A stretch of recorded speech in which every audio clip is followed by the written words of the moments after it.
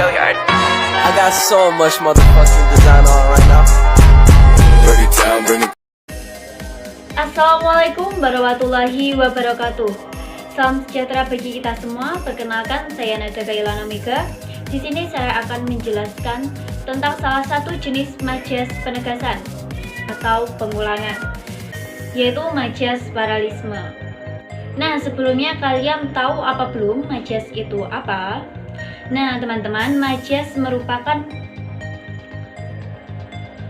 gaya bahasa atau kiasan yang digunakan untuk membuat efek tertentu bagi pembacanya.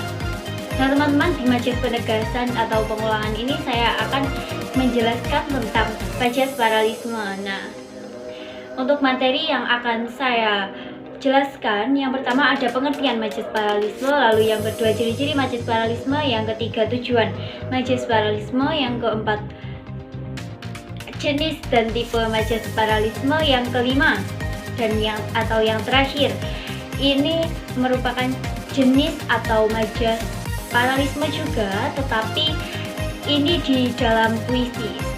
Nah, kita masuk yang pertama, yaitu pengertian majas paralisme. Majas paralisme merupakan kalimat yang berisi penegasan yang dimana tujuan atau artinya serupa.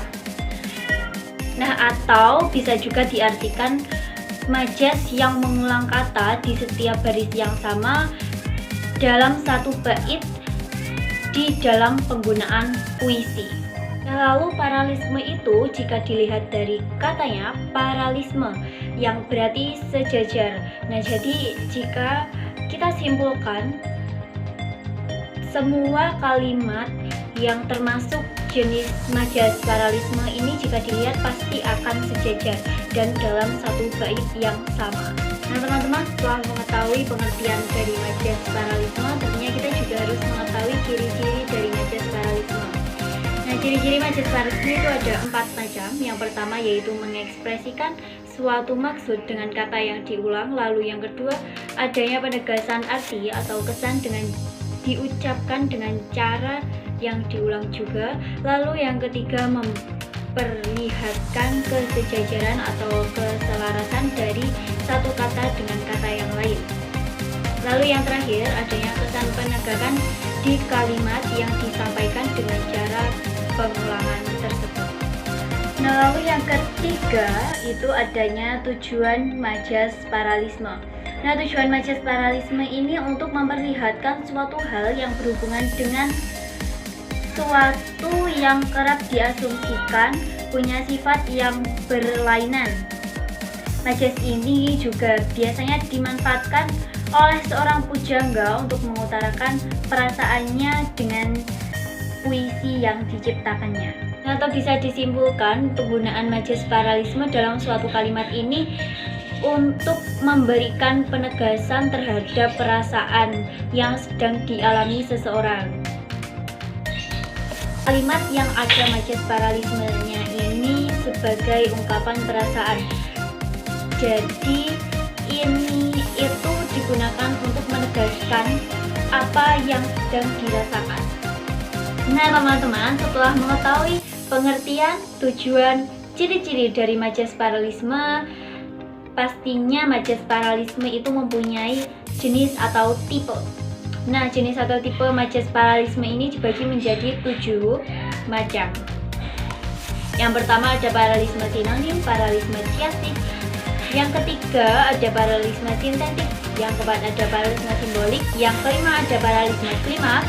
Yang keenam ada paralisme atentif. Yang ketujuh ada paralisme alternatif.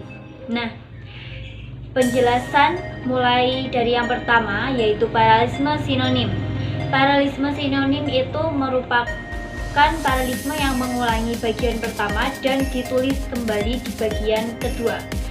Lalu penjelasan yang kedua atau paralisme chiastik. Paralisme chiastik itu merupakan paralisme yang mengambil suku-suku di bagian pertama dan membalikkan di bagian kedua. Lalu yang ketiga itu paralelisme sintetik. Paralelisme sintetik ini menggunakan bagian kedua untuk mengembangkan asumsi di bagian ke-1. Nah, yang keempat, paralelisme simbolik. Paralelisme ini merupakan paralelisme yang punya bentuk metafora yang ditempatkan berdampingan.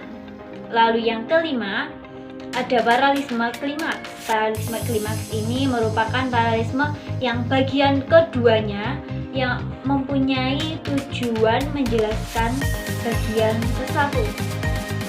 Lalu yang keenam, ada paralelisme antentis. Paralelisme ini merupakan jenis yang mengutarakan kebenaran pada bagian kedua. Lalu yang ketujuh atau yang terakhir, paralelisme alternatif, yaitu paralelisme yang menggunakan pola AB-AB seperti puisi saja ya. Nah teman-teman, setelah mengetahui penjelasan semua majas paralelisme, lalu yang terakhir yaitu jenis atau tipe majas paralelisme yang ada di puisi. Nah, itu ada dua jenis. Yang pertama yaitu anafora dan yang kedua yaitu epifora. Nah, yang pertama anafora merupakan jenis majas yang berada di awal puisi. Dan ini katanya diulang di kedudukan yang sama atau sejajar. Lalu yang kedua epifora. Epifora merupakan jenis majas yang berada di akhir puisi. Nah, ini epifora ini merupakan kebalikan dari anafora. Nah, ini katanya biasanya berada di akhir saja. Nah, teman-teman, setelah mengetahui semua penjelasan tentang majas paralelisme nah tentunya akan saya kasih contoh tentang majas paralelisme. Nah, di samping saya ini merupakan contoh kalimat yang ada majas paralelismenya. Nah, lalu yang di sebelumnya itu ada contoh majas paralelisme dalam kalimat. Nah, lalu di samping saya ini ada majas paralelisme yang berbentuk puisi. Nah, teman-teman, penjelasan tentang majas paralelisme sudah selesai. Nah, semoga apa yang saya berikan bermanfaat bagi kita semua. Nah, sekian dari saya. Wassalamualaikum warahmatullahi wabarakatuh.